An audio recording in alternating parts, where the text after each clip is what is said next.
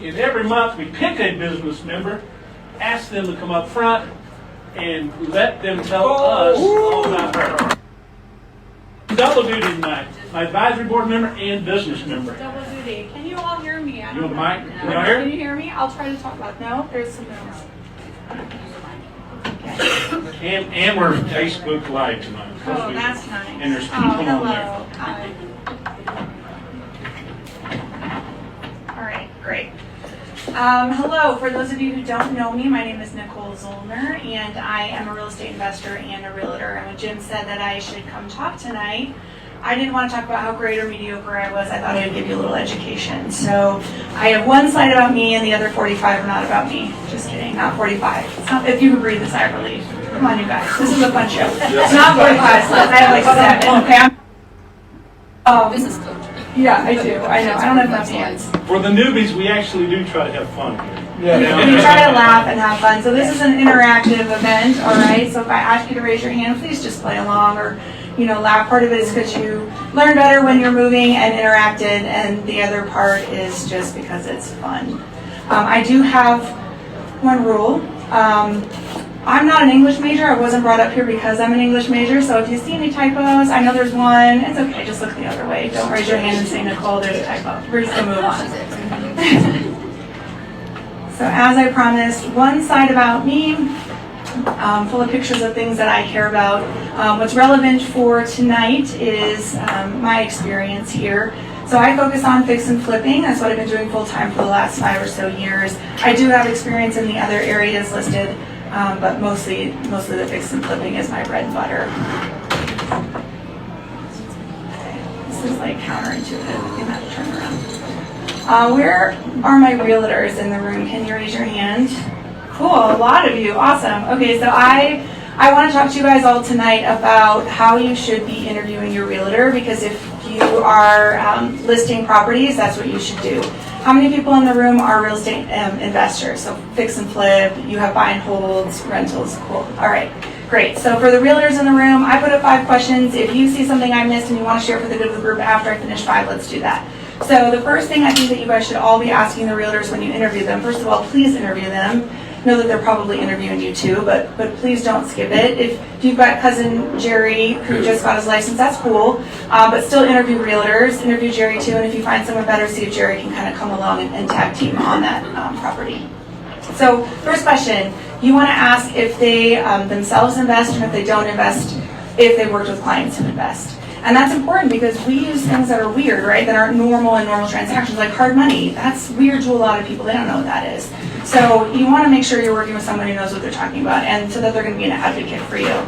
Number 2, you want to ask their areas of investing experience. Now, I just showed you mine, so if you've got a fix and flip and you need someone to sell a property, I'm your girl. Call me. But if you want to build your portfolio empire in rentals, call Sherry. You're going to hear from her. She's self-proclaimed landlady for 20 years. She can help you build that portfolio.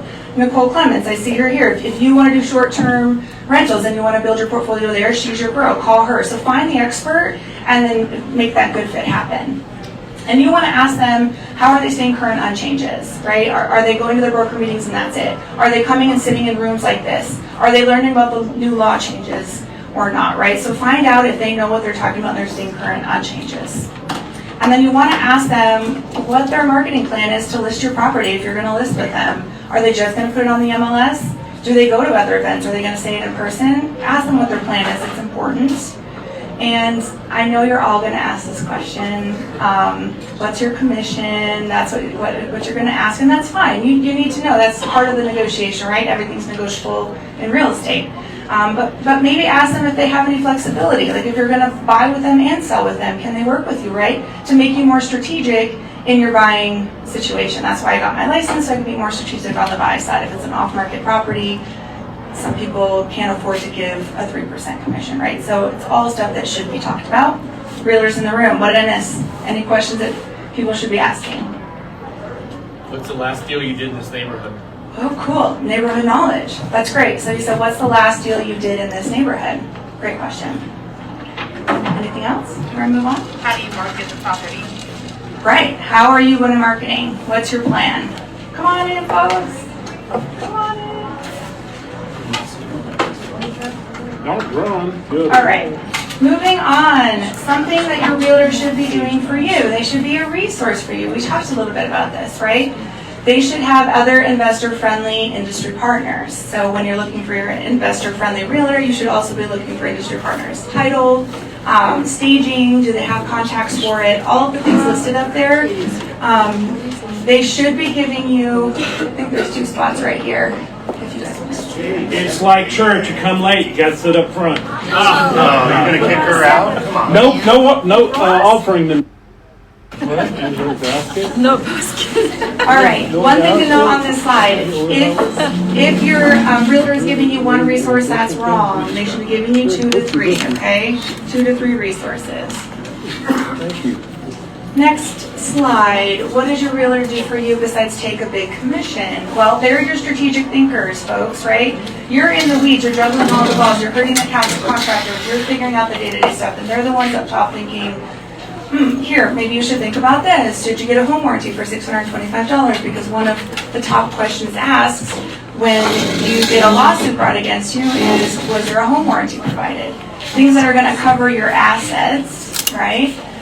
Property disclosure, that's one thing that people are varying on. If you're fixing and flipping, you're not living in the property, some people don't provide a property disclosure, and just things to think about, right? And then due diligence. They should always be respecting your due diligence, period. Things got crazy in COVID. People were throwing that out the window, but find someone that respects that for you. All right, a couple more slides. We're like halfway done. How you guys doing? Good? Good. You're with me? Yeah. All right. So your realtor should think like an investor. They want to be looking out for your blind spots, right? While you're juggling all those balls and you're in it, they need to know what your primary and your backup strategies are, right? If the market kind of tanks and you need to go to a short-term or mid-term rental, can they help you with that, right? Talk about those things. Neighborhood knowledge, my friend in the green. Sorry, I don't know your name, but that's it, right? Like, don't overfix it. You should not be fixing the property for $1 million sale when you're in a $500,000 neighborhood, right? Your realtor should be looking out for you. And hopefully you sign up with an educational program that you have that figured out before you get there. But if not, lean on your resources. Market analysis. I do this before I even close on the property. I'll walk through comparables because pictures don't show you what the texture looks like, right? Like you need to get in it. You need to see what the layout is to see what you're doing. And sometimes it gives you fun ideas to do for your property. Pricing strategy. You guys, this is huge.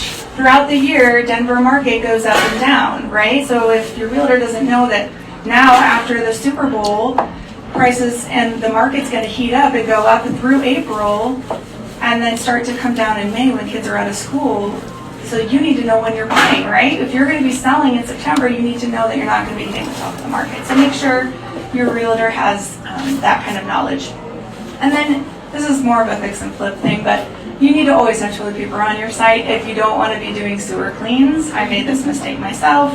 I don't know why, but that's the thing with contractors. If there's no toilet paper, they're going to use the booties that the realtor set out to go in the bathroom, and then that's going to come up in a scope. It's bad news, so just use toilet paper. That's my fun fact for today's presentation. I was wondering how that was going Not experienced.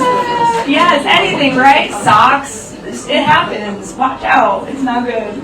And then your realtor should be experienced in negotiation because this business brings all sorts of folks. You guys, not great folks, and you just need to take a test to become a realtor. So sometimes the people on the other side of the transaction are terrifying and bad, right? And so you don't want to have that be your realtor. You don't want the terrifying realtor that when you bring your offer, they're telling their sellers, oof, I don't know, I don't think you should work with this realtor, right? So just be careful and make sure that they can negotiate and they're the good kind. They should be your guide, just like the coach there in the ring. Think outside the box to get deals done because nothing is ever straightforward. All right, and I would be remiss if I didn't make a plug to educate you on what a realtor means. So not every real estate agent is a realtor. You have to have a separate membership to the National Association of Realtors, which requires you to have extra education to become what's called a realtor. And it's not realtor, it's realtor. So there's your education and public service announcement for the evening. And that's it. Any questions?